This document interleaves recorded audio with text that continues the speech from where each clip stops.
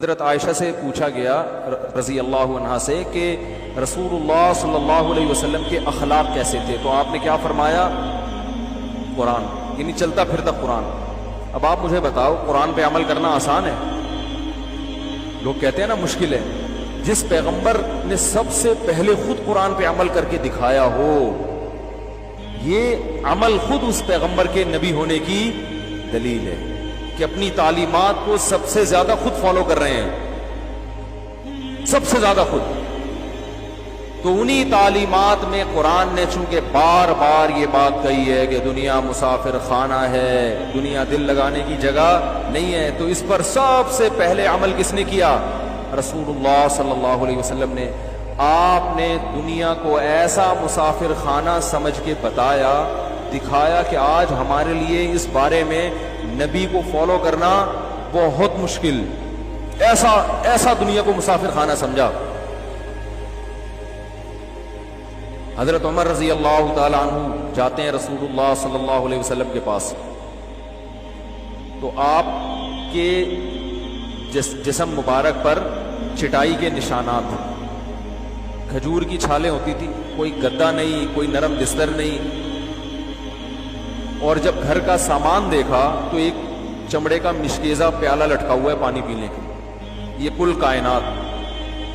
تو حضرت عمر فرماتے ہیں میں اپنی آنکھوں پہ قابو نہیں رکھ سکتا۔ میں نے عرض کیا یا رسول اللہ، قیصر و کسریٰ جو اللہ کے نافرمان ہیں، جو خدا کو نہیں مانتے، ان کے تو محلات اور صبح و شام عیش و عشرت میں، اور آپ سید الانبیاء، تمام پیغمبروں کے سردار، آپ کا یہ حال۔ تو آپ دیکھیں نبی نے جواب کیا دیا۔ ہمارا کوئی مرید آئے ہمارے پاس اور ہماری غربت دیکھے، اور میری تو غربت نہیں ہے الحمدللہ، اللہ کا دیا بہت کچھ ہے، فرض کریں غریب ہوتا میں اور کوئی مرید آتا، مفتی صاحب یار آپ کے گھر میں یہ ٹوٹی بھی چارپائی،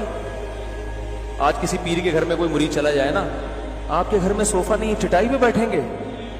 ویسے تو بڑے بڑے سفر ہو رہے ہیں، تو میں فوراً رو پڑوں گا نا، اپنے اس مرید سے پھوٹ پھوٹ کے گلے مل کے رو پڑوں گا، بھائی کیا بتائیں یار، یہ تو بس دنیا ہے جو دیکھ رہی ہے ہمیں چمکتا ہوا، اندر کے حالات تو آج تمہیں پتہ چلے ہیں، اور بس کیا کریں بھائی، اب کسی کو بتا بھی نہیں سکتے، سفید پوش، یہی تقریریں ہو جائیں گی نا۔ میں کر نہیں رہا یہ تقریریں، مثال دے رہا ہوں، یہ آپ گلے مل کے مجھ سے رونا شروع کر دیں، بھائی بند کریں نا 2 منٹ کے لیے اس کو، تو پھوٹ پھوٹ کے رونا، پیر ایسا ہی کرتے ہیں، جاہل پیر جو ہوتے ہیں نا،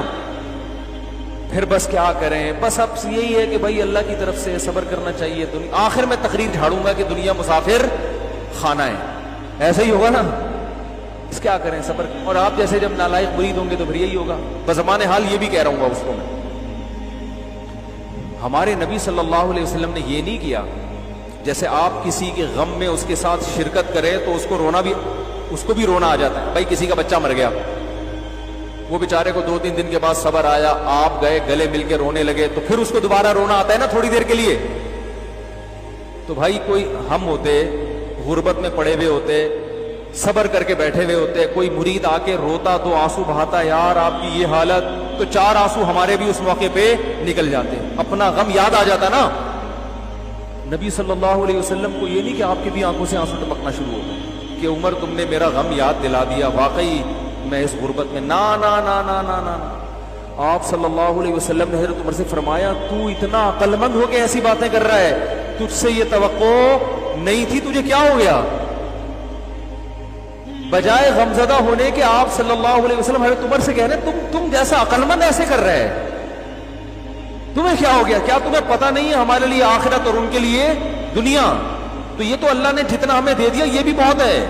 ہم تو آخرت کی امیدیں لگا کے بیٹھے ہوئے ہیں۔ پھر آپ نے فرمایا میری مثال اس مسافر کی سی ہے جو سفر میں ہو اور درخت کے نیچے کچھ دیر آرام کرنے کے لیے لیٹ گیا ہو۔ تو ہم تو کچھ دیر یہاں آئے ہیں لیٹنے کے لیے، 2 نوالے بھی مل جائیں بہت ہے۔ یہ تھا دنیا کو مسافر خانہ سمجھنے کا تصور، اور آپ صلی اللہ علیہ وسلم کو اللہ نے پیشکش کی کہ احد پہاڑ سونے کا بنا دوں، فرمایا کہ نہیں اے اللہ، میں یہ چاہتا ہوں ایک وقت پیٹ بھر کے ملے شکر ادا کروں، ایک وقت بھوکا رہوں تو صبر کروں۔ دیکھو جب تک بھوک نہیں لگتی کھانے پہ شکر کی توفیق